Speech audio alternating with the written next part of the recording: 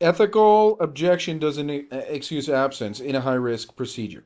This is still a medical procedure. That's debatable, sure, but whether it ends in death or not, medical assistance in dying is a medical procedure involving sedatives and paralytics that demands the same safety standards as surgery, including proper anesthesia oversight.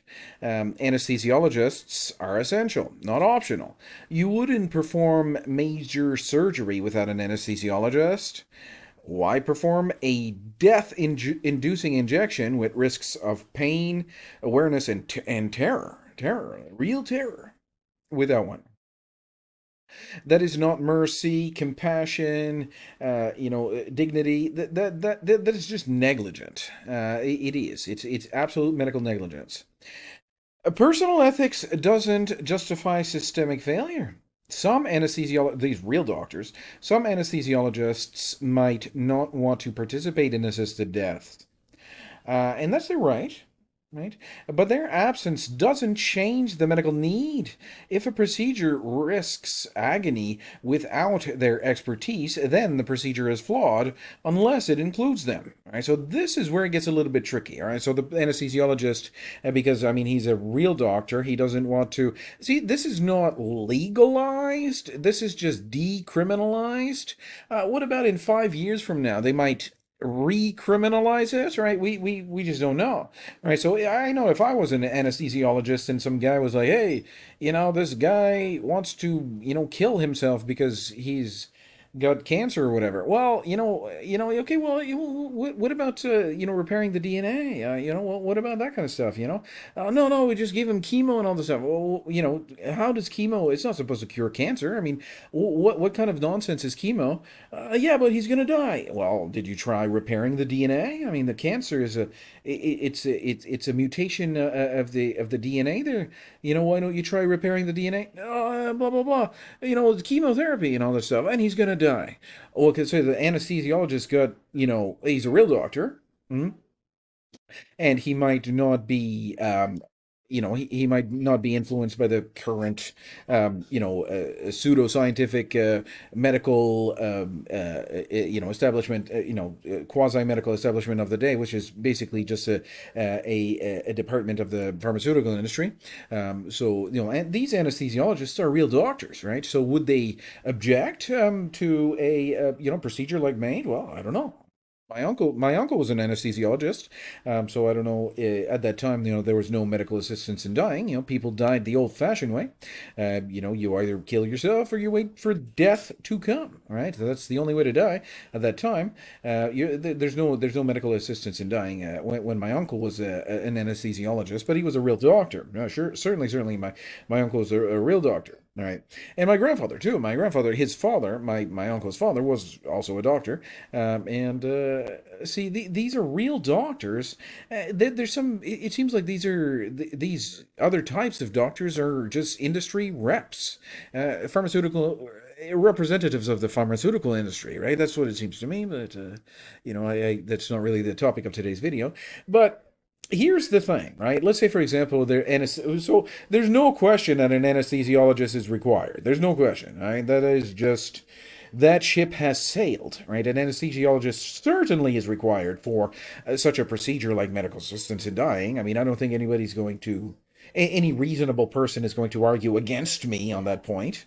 But see, the thing is, an anesthesiologist may not be dumb enough, right? I don't know if I should say that on video, but an anesthesiologist certainly, maybe not, or maybe he will take the risk, right? The legal risk to and that it be recriminalized or something like that, and then can that be, is there a statute of limitation? Can criminal charges be backdated and all that stuff? So there's a risk. I mean, I don't think let's say, for example, an anesthesiologist would participate in a MAID procedure, and put this guy out solidly, right, and then make sure that he is not in pain, and the procedure is the guy's really gonna die. Okay, he's really sick. The anesthesiologist comes, he puts him to sleep. The maid guy kills him. I don't think there's going to be any criminal charges, even though if this bill gets repealed or something, and it gets recriminalized or something in the future. I don't know, maybe. But I do not expect that any criminal charges could be. But let's say and step aside all that legal talk. What about the medical ethics? Do no harm. The Hippocratic Oath, right? Don't do any kind of harm. And let's say, for example, I'm an anesthesiologist and I put this guy to sleep, knowing that the reason that I'm putting him to sleep is because he's gonna get MAID. All right. Would I still do that? Well, me, I don't know. That's not really the question of the day. The question of the day is, you know, um, the anesthesiologists are not optional. Certainly not. That's really the only thing that we care about in today's video. So personal ethics don't justify systemic failure. Some anesthesiologists might not want to participate in assisted death, and that's their right. But their absence doesn't change the medical need. Yep.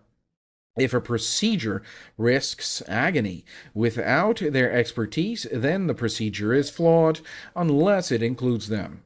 Okay, so that means that, what does that mean? That means that if there are no anesthesiologists willing to participate, that means that MAID should not be happening. Right, but this guy is gonna die or whatever. Well, I mean, that's not the point. That is not relevant. The only thing that is relevant is if you want to have MAID, you gotta do it right, okay? And you certainly have MAID, but you're not doing it right. So how can we trust the medical establishment? And we can't. We cannot. I mean, I don't believe that. I think there's a strong disrepute. It is so evidently clear that you cannot trust the medical establishment in that part of the world, which is, we are talking about the Clare Health Center, Digby County, Nova Scotia, which is the medical establishment that I'm talking about. You cannot trust that medical establishment. It is flawed, and they are not doing what is right for the patient. And I do have a whole other YouTube channel dedicated to another, I would argue, is a more serious, more egregious failure, a crime. I do believe it's a crime. These guys are just really, really dodgy, and I think they got to get back to the idea that they are public servants, not our overlords and masters. I think they forgot that they are actually public servants. But anyway, let's continue here. Conscience. Conscience clauses are for individuals, not institutions.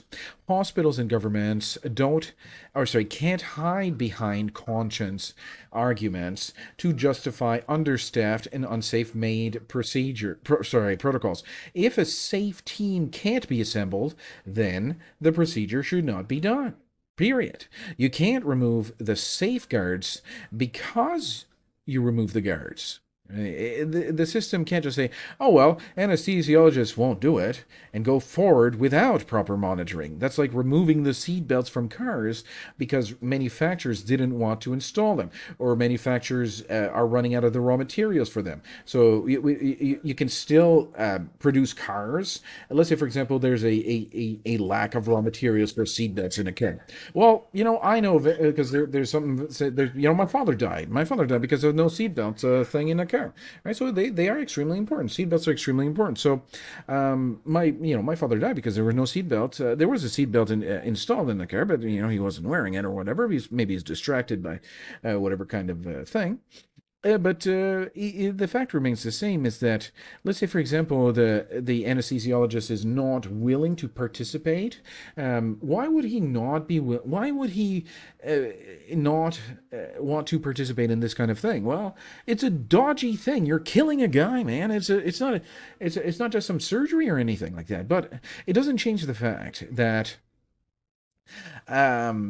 this is a high risk procedure. I don't know if it's a medical procedure, but it certainly is a high-risk thing that involves sedatives and paralytics, and Absolutely, without any kind of question, without any doubt, 100%, and this is a rational and fair argument, an anesthesiologist should be required for medical assistance in dying. Thank you very much for tuning into this video. I appreciate you sticking around, and if you can appreciate the fact that this is a very well put forward, the argument is being put forward in a good faith manner, on a good faith basis, to protect society's most vulnerable. I do appreciate your company here, and take care. I'll see you next time.